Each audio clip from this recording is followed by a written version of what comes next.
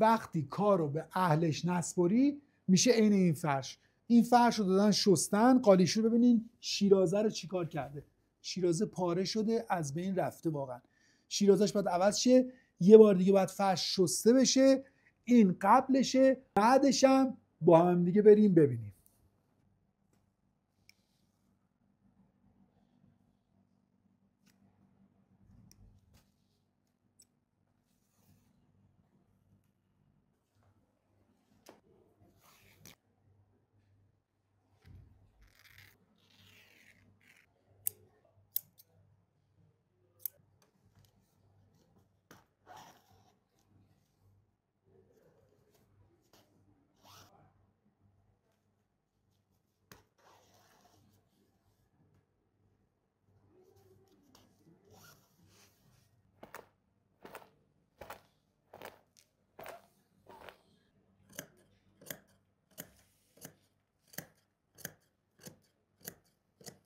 به فرش تمام ابریشماش اومده بیرون. رنگو نگاه کنید، اینم وضعیت شیرازه هاش، به این عالی.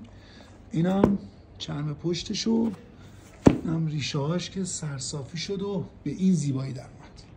به جرئت میتونم بگم بهترین شستشو و سرویسکاری فرش ایرانو ما داریم. تو این 20 و چند سال عمر کاریمون خدا رو شکر بزنم به تخته، تا حالا یه نفرم از شستشوی فرش و سرویسکاری فرشش ناراضی نبوده. خیلی دوستتون داریم. این وظیفه ماست که به خاطر شما بهترین باشیم. به امید روزای بهتر.